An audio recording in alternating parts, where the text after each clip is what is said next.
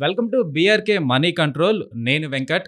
So, అయితే Trump వచ్చిన నేపథ్యంలో ఏదైతే యూఎస్ అధ్యక్షుడిగా ట్రంప్ ప్రమాణ స్వీకారం చేసిన తర్వాత ఆయన తీసుకుంటున్న నిర్ణయాలు స్టాక్ మార్కెట్ మీద ఎలాంటి ప్రభావం చూపుతాయి? సో, ఏదైతే ఇన్వెస్టర్లు ఈ స్టాక్ మార్కెట్‌కి సంబంధించి ఎలా ముందుకు వెళ్ళాలి అనే దాని మీద మనకు ఫైనాన్షియల్ ప్రొఫెషనల్ గిరిబాబు గారున్నారు. సో, ఆయన్నడిగి ఇన్వెస్టర్లకి ఎలా ముందుకు వెళ్ళాలి స్టాక్ మార్కెట్ మీద అనేదైతే తెలుసుకుందాం. సార్ నమస్తే సార్. సో, నమస్తే అండి. అయితే ట్రంప్ తీసుకుంటున్న నిర్ణయాలు ఏవైతే ఉన్నాయో చాలా స్టాక్ మార్కెట్ మీద చాలా ప్రభావం అయితే గత కొంతకాలంగా చూపిస్తూ వస్తున్నాయి. సో, దీన్ని బట్టి ఇన్వెస్టర్లు కాస్త భయాందోళనకు గురవ్వడము, సో ఒక్కొక్కసారి ఏమైతుంది? ఎప్పుడు ఎలాంటి డెసిషన్స్ తీసుకుంటారా అనే ఒక సందిగ్ధ అవస్థలో ఉంటున్నారు. సో, వారికి మీరిచ్చే ఇన్వెస్టర్లకి మీరిచ్చే సలహాలు ఏమైనా ఉన్నాయా? ఈ ట్రంప్ ఏదైతే పెంచిన టారిఫ్‌ల గురించి? యాక్చువల్‌గా ట్రంప్ తన యొక్క క్యాంపెయిన్ మొదటి నుంచి చూస్తే తన ముందు నుంచి ఏం చెప్తున్నాడంటే అమెరికా ఫస్ట్ అనేది తన కాన్సెప్ట్. యెస్. America first. అలాగే అదేవిధంగా తను చేసే ప్రతి నిర్ణయం కానీ, ప్రతి డెసిషన్ కానీ ఏదైనా సరే అమెరికాకి అనుకూలంగా ఉండేలాగా.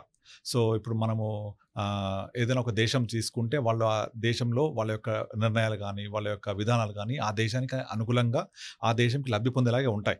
సో, ఇతర దేశాల కంటే కూడా. బట్ ట్రంప్ ఏం చేసి ఒక అడుగు ముందుకేసి మేము ప్రపంచవ్యాప్తంగా పెత్తనం చేయము. ఇప్పుడు ఈవెన్ మనము వరల్డ్ హెల్త్ ఆర్గనైజేషన్లో కూడా మా కంట్రిబ్యూషన్ ఎక్కువ ఉంది, అందులో నుంచి బయటకు వచ్చేస్తాము. ప్లస్ ఎక్కడ కూడా మేము అందరికీ లైక్ బంగ్లాదేశ్, పాకిస్తాన్ లాంటి కంట్రీస్కి మేము ఫండింగ్ ఇవ్వము, మాకు అవసరం లేదు.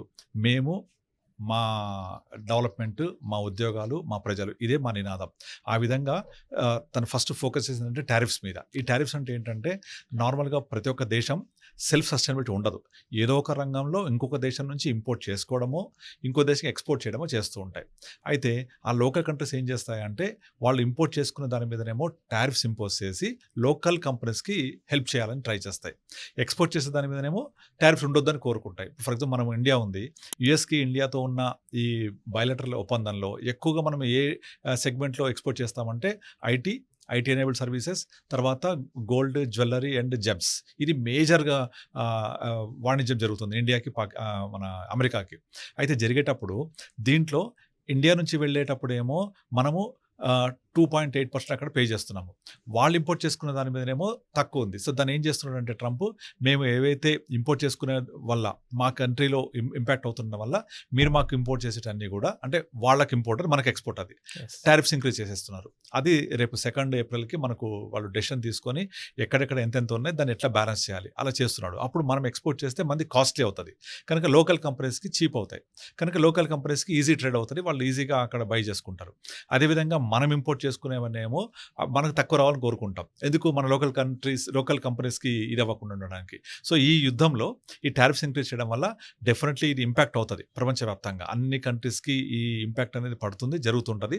ఇది అల్టిమేట్గా స్టాక్ మార్కెట్ ఇంపాక్ట్ జరుగుతుంది. కనుకనే మనము 2020 కోవిడ్ తర్వాత కంటిన్యూస్గా మార్కెట్స్ పెరిగాయి కదా.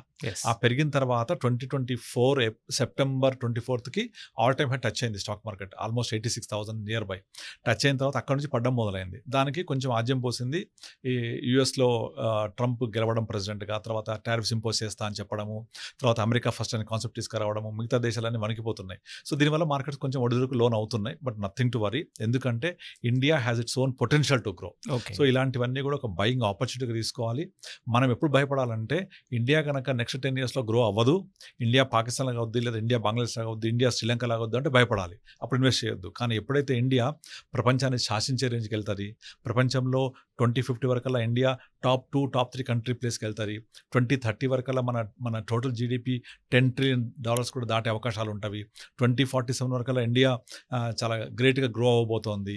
ఇవన్నీ మనం నెంబర్ సహా చూస్తున్నాం. ముఖ్యంగా జీడిపిలో 2014లో మన GDP just above $1 trillion economy ఉండే, ఇప్పుడు అది మనము $3.5 trillion వచ్చేసాము. నెక్స్ట్ 2030 వరకల్లా నియర్ బై $6 to $10 trillion వెళ్ళాలని ట్రై చేస్తున్నాము. సో, ఎప్పుడైతే గుర్తుపెట్టుకోండి, ఎప్పుడైతే ఎకానమీ గ్రో అవుతుందో ఆటోమేటిక్గా జీడిపి గ్రో అవుతున్నట్టు. When GDP is growing, automatic markets also growing. So, ఇది గ్రోత్ జర్నీ.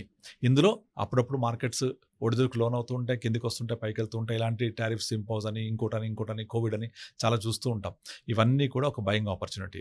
కనుక ప్రతి ఒక్కళ్ళు కూడా వాళ్ళ యొక్క దేశాన్ని సంరక్షించుకోవడానికే ట్రై చేస్తుంటారు. కానీ ఎప్పుడు చూడని విధంగా అమెరికా ఇలా బిహేవ్ చేయడం ఫస్ట్ టైం. ఎప్పుడు కూడా ప్రపంచానికి ఒక పెత్తనంగా బిహేవ్ చేసేవాడు వాళ్ళు. అలాంటిది మాకు అది వద్దు, ఆ ప్రపంచంలో మేము పెద్దన్నగా ఉండలేము, ఉండాల్సిన అవసరం లేదు, మేము మన మన తెలంగాణ ఎట్లయితే మా నీళ్లు నిధులు నియామకాలని మన అస్తిత్వాన్ని నిలబెట్టారో అలాగే వాళ్ళు కూడా వాళ్ళ అస్తిత్వాన్ని నిలబెట్టుకోవడం కోసం అమెరికా ఫస్ట్. మీరు ట్రంప్ యొక్క క్యాప్ తీసుకొని క్యాప్ మీద కనుక చూస్తే ఆయన క్యాంపెయిన్ చేసేప్పుడు మాగా అని రాసి ఉంటుంది. మాగా అంటే మేక్ అమెరికా గ్రేట్ అగైన్. మన మోడీ వెళ్ళి మాగాని మీగా చేశాడు, make India great again. So MAGA MIGA, so అదే అనమాట. అంటే మమ్మల్ని మేము అభివృద్ధి చేసుకోవాలి, పెంచుకోవాలి. అలా చేసేటప్పుడు ఇలాంటి టారిఫ్స్ అనేవి ఇంపోజ్ చేసి మా వస్తువులు ఇక్కడ మా వాళ్ళకు ఎంప్లాయ్మెంట్, మా కంపెనీస్ గ్రో అవ్వాలి, అది జరుగుతూ ఉంటుంది. అది నథింగ్ టు వరీ. అల్టిమేట్గా ఇదంతా గ్లోబల్ విలేజ్. ఇవాళ తను ప్రెసిడెంట్ అయింది కాబట్టి ఖచ్చితంగా వాళ్ళకి ఏదో చేయాలి కాబట్టి ఇలాంటివి జరుగుతూ ఉంటాయి.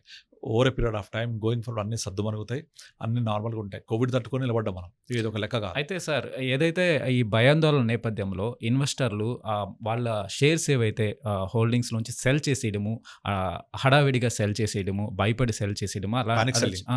పానిక్ సెల్లింగ్ చేస్తుంటారు. సో వారికి మీరు భయపడొద్దు అంటే మీరు హోల్డ్ చేయండి అని చెప్పగలుగుతారా?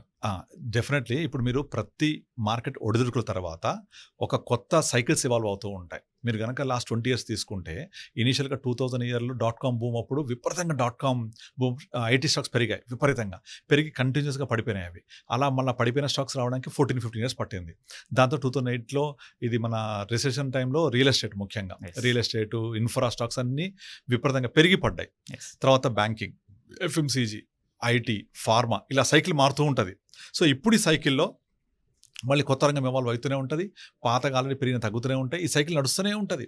మనం ఏం చేయాలి అంటే మన స్టాక్స్ ఏ రిలేటెడ్ ఉన్నాయి, ఇప్పుడు ఐటీ ఎనేబుల్డ్ సర్వీసెస్, ఐటీ రిలేటెడ్గా ఇంపాక్ట్ చాలా ఎక్కువ ఉంటుంది. ఒక టారిఫే కాదు, ఏఐ వల్ల కూడా ఐటీ కంపెనీస్ చాలా ఇబ్బంది పడుతున్నాయి, ప్రైస్ బాగా తగ్గుతున్నాయి. కనుక ఆ సెగ్మెంట్ నుంచి బయటకు వచ్చి గ్రోయింగ్ సెగ్మెంట్స్ లైక్ బ్యాంకింగ్ ఉంది, ప్రైవేట్ బ్యాంక్స్ అసలు లాస్ట్ 4 years పెరగలే, ఆ సెగ్మెంట్ మూవ్ అవ్వాలి. ఫార్మా చాలా తక్కువ ఉంది, ఆ సెగ్మెంట్ మూవ్ అవ్వాలి. ఎఫ్ఎంసీజీ, కన్జంప్షన్, అవి చాలా ప్రాస్పెక్టివ్ ఉన్నాయి ఇప్పుడు పెరగడానికి. ప్రైవేట్ బ్యాంకింగ్, ఎఫ్ఎంసీజీ, బ్యాంకింగ్, తర్వాత ఇది మన ఫార్మా, హెల్త్ కేర్, ఈ రంగాల్లోకి మన పెట్టుబడులు మళ్ళీ ఇచ్చుకోవాలి. అట్లా ఏదైతే పెరగబోతుందో అందులోకి ఎంటర్ అవ్వాలి, ఏదైతే పెరిగి బాగా షైనింగ్ అయ్యి ఉందో అందులోంచి మనం పెట్టుబడి తీసుకుంటూ రావాలి బయటికి. అట్లా ఈ సైకిల్లో మనం కూడా పార్టిసిపేట్ చేయాలి తప్ప భయపడాల్సిన అవసరం లేదు, పారిపోవాల్సిన అవసరం లేదు. ఇండియా గ్రోత్ ట్రాజెక్టరీలో పార్టిసిపేట్ చేయాలి అంటే keep invested, stay invested. Okay. కొత్తగా ఇన్వెస్ట్ చేయాలి అనుకుంటున్న వాళ్ళు ఉంటారు కదా సార్, ఈ నేపథ్యంలో ఈ భయాందోళనకు గురవుతారు. ఇప్పుడు కొనడం అవసరమా, మనం మార్కెట్లోకి ఇప్పుడు ఎంటర్ అవ్వడం అవసరమా అనే ఒక భయంలో మనం ఏదైనా ఒక వస్తువు ఎప్పుడు కొంటాం, ధర తగ్గితే కొంటాం, పెరిగితే కొంటామా? తగ్గితే కొంటాం. కనుక ఇప్పుడు మార్కెట్ డౌన్ ఉంది కాబట్టి ఆటోమేటిక్గా ఇప్పుడు మనం కొనుక్కుంటూ రావాలి. కానీ ఇక్కడ ఏం చేయాలంటే ఒక చిన్న రూల్ ఫాలో అవ్వాలి. మన దగ్గర ఉన్న 100 రూపాయలని మొత్తం ఒకరోజు ఇన్వెస్ట్ చేయకుండా స్టాగర్డ్గా చేసుకుంటూ రావాలి. దాన్ని మొత్తం ఈ నెక్స్ట్ 9 months ఉంది ఈ క్యాలెండర్ ఇయర్లో, 9 months పాటు స్టాగర్డ్ చేయండి. నెమ్మది ఇన్వెస్ట్ చేసుకుంటూ పోండి. డెఫినెట్లీ రూపీ కాస్ట్ యావరేజ్ అవుతుంది. ఎస్ఐపి అంటారు, నథింగ్ బట్ ఎస్ఐపి లాగా చేసుకుంటూ వెళ్తే అసలు ప్రాబ్లమే. సో డిఫరెంట్ స్టాక్స్ మీద ఇన్వెస్ట్ చేయడం, స్టాక్స్ మీద, సేమ్ స్టాక్స్ మీద స్టాగర్డ్ గా చేయండి. మొత్తం ఒకరోజు పెట్టొద్దు. మీ దగ్గర 100 రూపీస్ని డివైడ్ చేయండి. ఇప్పుడు కొంచెం ఇన్వెస్ట్ చేయండి, మళ్ళీ నెక్స్ట్ మంత్ కొంచెం ఇన్వెస్ట్ చేయండి, నెక్స్ట్ మంత్ కొంచెం ఇన్వెస్ట్ చేయండి. అట్లా నెమ్మదిగా చేస్తూ పోండి, ప్రాబ్లం ఉండదు. ఎట్టి పరిస్థితుల్లో మనం మంచిగా రిటర్న్స్ తీసుకోవడానికి అవకాశం దొరుకుతుంది ఫ్యూచర్లో. So don't invest all money in single day, స్టాగర్డ్గా చేసుకుంటూ వెళ్ళండి. సో ప్రాబ్లమే లేదు. ఇవన్నీ కూడా మనకు ఒక ఆపర్చునిటీ ఇస్తున్నాయి, బయింగ్ ఆపర్చునిటీస్. అంతే. Okay, thank you so much sir, మీ అడ్వైజ్ ఇచ్చినందుకు ఇన్వెస్టర్లకి. So thank you so much అండి. థ్యాంక్ యూ అండి.